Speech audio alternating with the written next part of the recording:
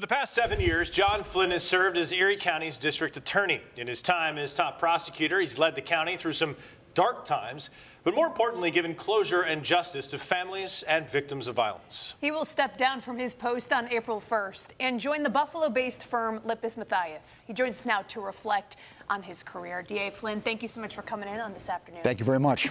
So here we are halfway through your final week. Where is your head at right now? Well, my head today was a little fuzzy in the sense that, I was packing boxes. And obviously whenever, I've packed a lot of boxes in my day. I've had a lot of different jobs, in the Navy and left the Navy. And so whenever you pack up, it's sad, and you look back on what you did here, and it was a great run. I wouldn't do anything different at all. But obviously when you're packing up, it's like, wow, this is really happening. It was funny because as we were coming over to the couch, we were noticing the picture behind us. And much like politicians in just about any category, at any level, they oftentimes go a bit more gray than when they first entered. And that is the case, I would say. They are. Yeah, you're right. Yeah, no. So here's my question. What do you think caused those gray hairs? Now, I am being a bit facetious, of course. But what do you think were the biggest stressors that you did not expect 7.5, 8 years ago? The reality of something going wrong that I personally can't control. So, for the viewers out there, like tonight, there's town court somewhere in Amherst or Clarence or Aurora or wherever, all right? And, my ADA is going to go in that town court tonight. And I personally don't know anything that's going to happen there. I don't know one case that's going on there, unless it's a high-profile case I don't know about. So there could be 50 files tonight on the docket. And there's probably going to be some drunken driving cases. And so, my ADAs are going to, give a plea, and someone's going to get, a reduction to a driving while impaired. And the reality is that individual 2 months from now could go out there and kill someone. And the question is going to be, Flynn, why did you let him go on a drunk driving?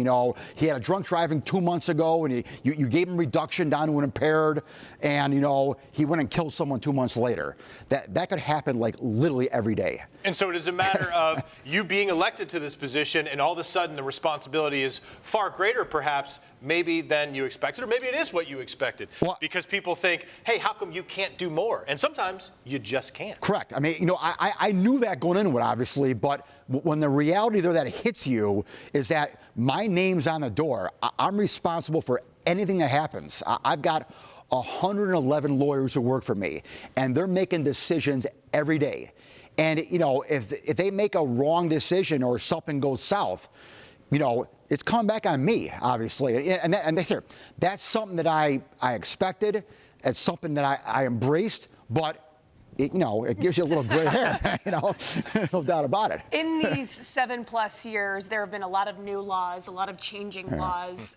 What do you make of the justice system, what it looked like 7 years ago and what it looks like now?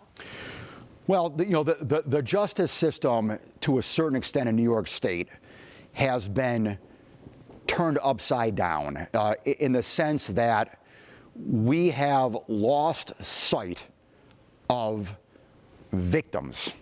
So today's a good example where we had an announcement of a homicide that was solved where a 13-year-old girl died, and her family is devastated by this, and they've been devastated for the past 8 months. They have some closure today, thank God, but we have replaced our emphasis from the victims to the defendant. And again, I have no problem in making sure that defendants are treated fairly. I have no problem in making sure that defendants get a second or third chance. I do that every day. But when you flip the pendulum from victims up on top to now defendants up on top and victims down below, that's problematic. And that's from 30,000 feet. When you get down the weeds, there's a lot of things that, I think need to be changed. But, big picture standpoint, that's something that I don't like in the past 7 years. You and I have talked, especially over the past 7 years, about the changes in bail reform, especially since 2019. It does seem as though the pendulum statewide is starting to perhaps swing back more to the middle. To your point, maybe more toward the victims rather than the defendants in some of these cases. Do you see further corrections being made? Because I've heard you talk about the fact that some progress has been made, but maybe not enough. Yeah, no, I definitely think that in the past 2 years, I mean, nothing happened this year, and nothing's going to happen this year. All right, so I mean, the budget. The budget from I was in Albany last week. The budget's pretty much done now. It'll get done, the first week of April, it looks like, and so there's nothing going to happen this year. But the changes that were made last year, for the first time ever, we have harm as an analysis on bail. They made changes to repeat offenders. So those were the two big things. Do I think that other changes are going to happen in the future? Yes, I do. But again, it's not going to happen this year, but I am hopeful that we'll have more progress in the years to come. You yourself have said that 8 years is a long time for anyone, but looking at all of the cases you're involved in, really everything you're involved in, what are some things that you wish you had more time to work on? Wow, that's a great question. From a time standpoint, I'm in a good place. One of the things that regret's not the right word, but kind of like wish it had gone the other way to a certain extent, is that there is, and your previous story kind of alluded to it with regard to the Catholic diocese, all right, and the bankruptcy they're going through and whatnot. I keep getting questions all the time about, why didn't you prosecute any priest? Why isn't anyone held criminally accountable for the trauma that took place there, all right? And, I've said it 100 times that the statute of limitations won't let me.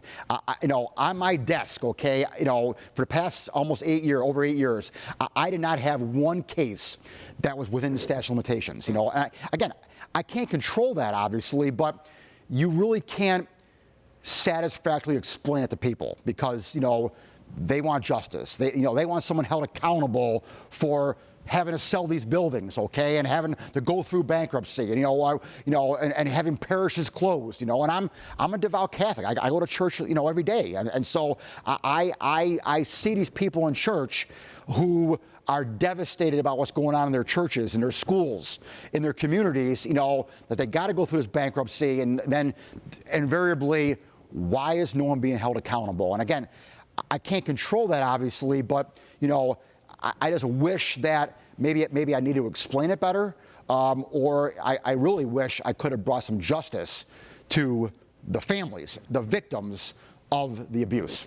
We've been sitting here for about 5 minutes talking, and 2 times you have mentioned, not regrets, as you mentioned, maybe not regret is too perhaps strong in the word, but something that gets at you, something that draws concern from you is not having that control, or maybe not having that responsibility, or in this case, not being able to fulfill a criminal prosecution because of a statute of limitations. You take this stuff personally.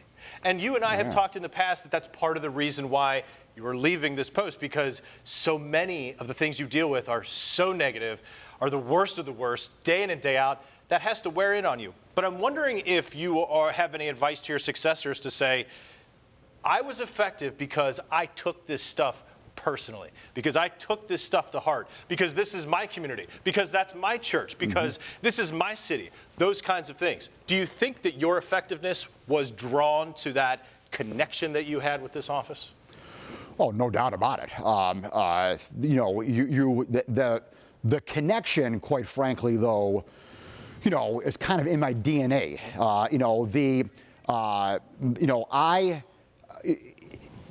If you don't care about what you're doing, if you really don't like your job and you're kind of going through the motions, then I'm just going to wing it every day.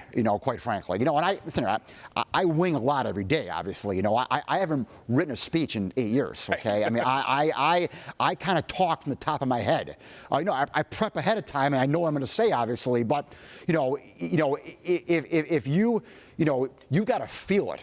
And you got to care about it. And, this is a job that you could really care about. I mean, you know, listen here, no disrespect to other elected officials, but you know, again, picking up the garbage, you know, how do you care about that? You know, you make sure the garbage is done, obviously. Sure. You know, you make sure the garbage is picked up and the water's there and the schools are running, you know, and make sure your budget's fine. You get tax money, you know, all the stuff that all the other elected officials do. But you know, this is emotional stuff here. I mean, this is 10 people getting shot at a top supermarket on a Saturday afternoon because of the color of their skin. This is today, solving a case of a 13-year-old girl who was just standing out on a street corner and got hit in a drive-by shooting and had a bullet go through their skull. You know, this is serious stuff, and this is stuff that obviously wears on you. And the only good news that I have every day is going to work and working with the people who I love. All right, that's the only good part of my day, Dave. Everything I deal with is murder, rape, shootings, robberies, car thefts. There's no good news. I mean, it's not like, you come in here and broadcast, on a Monday morning after a Bills win, everyone's happy around here, okay? The Bills won, the sports guy's happy, the weather guy's even happy, okay? Everyone's happy, you're happy at work. I go into work, and someone got shot and killed last night. Some drunk driver, left the Bills game and ran over somebody. It's just not good news, and I'm not burned out by it, but it definitely wears on you. One last question for you. As you pack up the boxes and get ready for the next chapter, you think about your time in the military, your time in public service. When people think about John Flynn, the district attorney, what do you hope they remember? Oh, fairness. But I want everyone to be able to say that, you were a fair guy. You called it like it was. You didn't let any politics enter the matter at all.